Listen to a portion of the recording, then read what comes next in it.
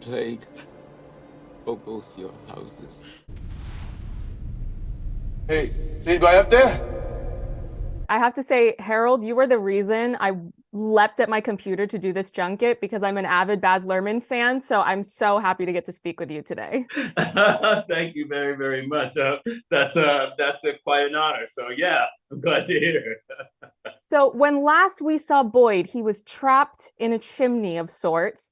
How did you approach filming in such a confined space? Because I was watching the season premiere and I was going, where is the camera in all of this? Because he's just crammed right in there. Yeah, it is. It's really tricky. Fortunately, I'm working with Jack Bender, who knows me pretty well. And so what they let me do at first is like they have to really enclose you in the thing. And so they shot me enclosed looking down. And so like I could really get to experience like, oh, I don't know where I am. Like I don't know how to, like I have no room to even open my hands. Like this is scary and dark and weird. And then they, do the shots of me like looking directly at me. So they have to like open a part of that thing up. And so I was able to take the experience of what it felt like to actually be enclosed and then recreate it when they were looking right at me. So that was really helpful. And that's how I tried to do it. Like I tried to feel what it really was like to, because I don't like it. I don't like it at all. And so I got to experience that before, they opened up the door and shot inside. And how would you say Boyd's relationship with his son is this season? Because we got this lovely, reconciliation at the end of season one. So do we get to see perhaps a bit of character growth, maybe improved communication skills that were lacking before? How is that this season? I'm sure everybody's hoping that's what we get to see, but we are in front. And so you do get to see, like, we get to see some more communications and then some more failures. And that's unfortunately part of the journey because they're in desperation mode, and as perfect as you want to be, when you're in that mode, you make mistakes, and so all I can say is there are mistakes made, but not for lack of wanting. Like both characters want like to make it work, but they're stuck. They don't know where they are, and things happen, and it gets trickier. There was a really funny moment in the screeners that I watched where Boyd starts laughing at the idea that anyone in this town could avoid putting extra stress on themselves. And Right. that to me begs the question for you as an actor, how do you approach maintaining and conserving your energy? Because this show seems really demanding to the actors because the stakes are always life and death, 11 out of 10 demanding energy. Right, right. Well, the thing is, like, yeah, it really, really is. And the unfortunate part for anyone who meets me outside of set is that I really am walking around with it. And so whatever it is that's on set, like the first season, I was sad as a mug, like everywhere I was going, like I'm sad, I was a little upset. And so people would meet me like, hey, you're from the States. I'm like, yeah, I am. So like, but you'll see you walk around with it. And then this season, Boyd is really, really, really insecure because like he's not sure about anything anymore. And that's how I walked around Halifax all year. So, you just try to keep it with you so that it's really present when the camera starts to roll. And then you find, a few times to relax. But the great thing is that we have a really big cast and we can all kind of rely on each other and we can all like sort of relax in our weird behaviors outside of set. And that's how we can bring it back to set. So that's really lucky. Well, thank you so much for your time, Harold. This was a real fangirl moment for me, and I had a great time, so I will not be wishing a plague on your house today. Well, I appreciate that. So thanks for all of it. This was a fun interview. I really, really do appreciate you jumping up to your computer and coming here today. Absolutely. Now is the time for you to be strong. Your mom needs you, okay? Can I clarify the pronunciation of your name? Is it Ian or Eion? Thanks for asking, Ian. Ian, okay. Because I was hearing more than one thing and I was going, This is going to get real embarrassing very quickly. So I'll start with you, actually. So there's a point in season 2 where Jim gets stuck under some stuff, keeping it very vague for spoilers. But what are the logistics for filming something like that in order to ensure your safety as an actor? I haven't felt unsafe once on this show. I kind of look like I'm probably sad about that. Yeah, it's always everything feels secure, safe. In that moment or period of time where I am trapped, it is claustrophobic. And I wouldn't say I particularly get claustrophobic, but I could definitely feel like, oh, if I, no one likes ever to be stuck in any way, shape, or form, not emotionally, not spiritually, and certainly not physically. And this guy definitely is, and that was a challenge and exciting to do. And I was, hopefully I meet the challenge. And it definitely brought about a certain amount of stillness in my work, which also was kind of interesting and fun to work with. You can do a lot without moving. For Catalina, Tabitha has a very interesting trajectory, or seems to have, since I've only seen the first 5 episodes, with her daughter this season. So what can you preview about that relationship dynamic and how it differs from season 1? Oh, so much different. I'm so happy it happened, because the first season is, of course, as a teenager, especially a girl, another woman, it's meant to happen. And the first season is just as a mother trying to let the children go.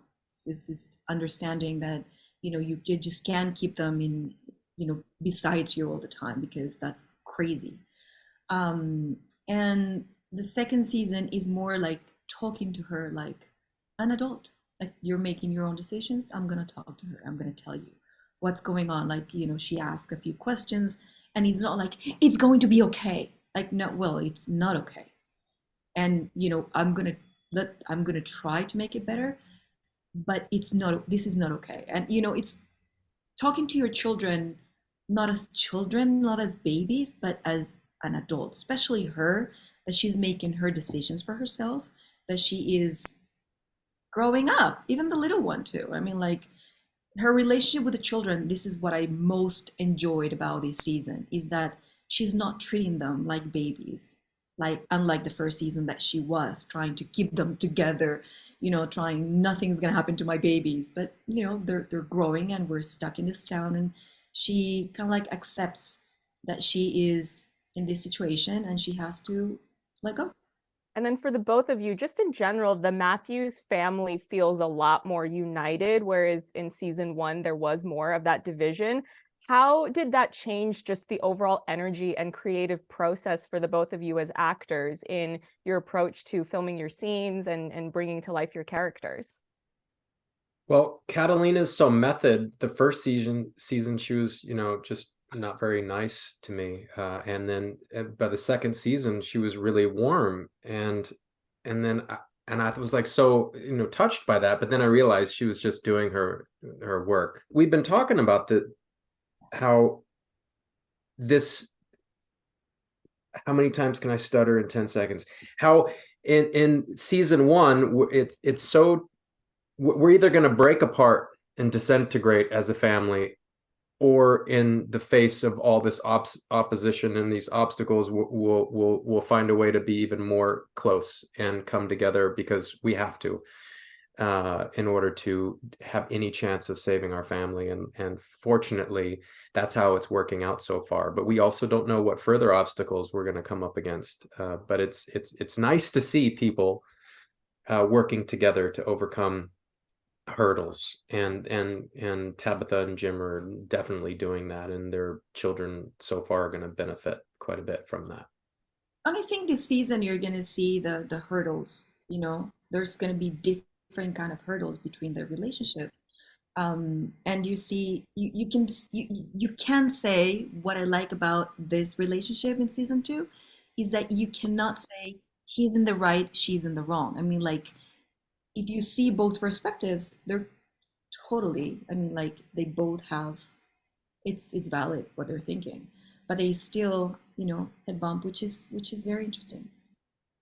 Well, thank you so much for your time and have a nice day. You're Thank you. welcome. You're gonna get people killed. Do you realize that? My first question is for Liz. So Donna in season 1, strong leader. Donna in season 2, still a strong leader, but also cracking under pressure. So how did you approach performing the balance of those two components? Because they're kind of opposite, but they're existing at the same time. Yeah. I think there was an element of cracking in one, but it was smaller, right? And I think because I now know Donna, and so when given the scripts, going, okay, she's cracking, like, she is a woman at the edge. I've experienced that myself. Maybe not in such obvious terror ways, but I drew on that, like, it's not just who she is, but what she believes she needs to do. And she needs to protect people. And she knows the rules she believes are in place, but it's falling apart. So it's a matter of drawing on the circumstances, staying true to the character, but drawing on the circumstances. This isn't the way that he told me to go. No, Victor.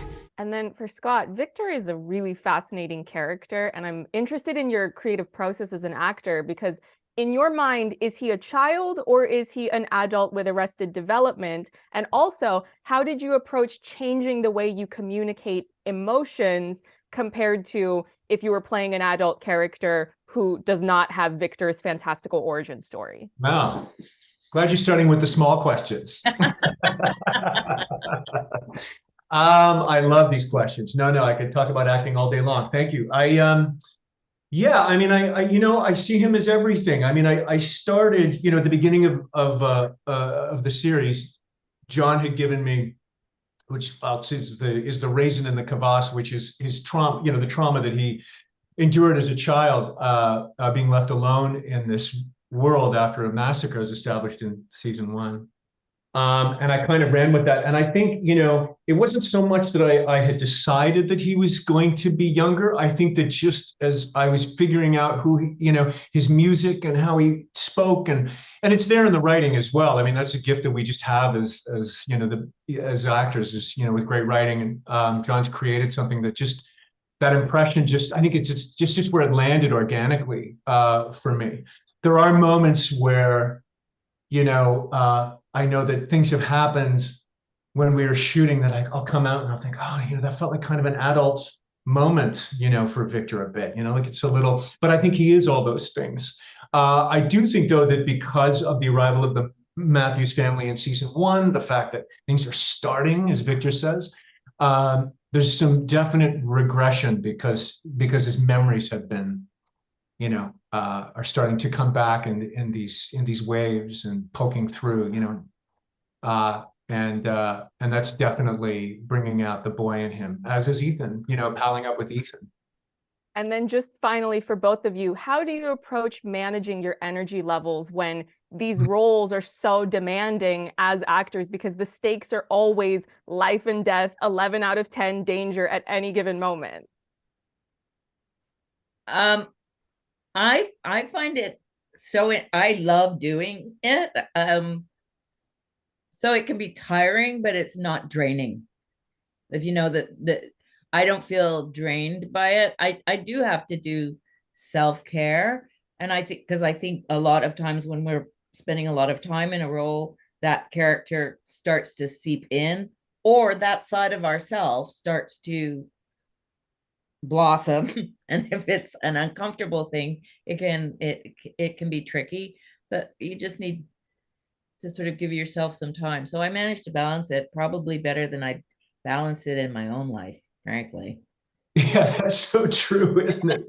Yeah. I would agree with that. I think it's a thing of, there's two things that came up.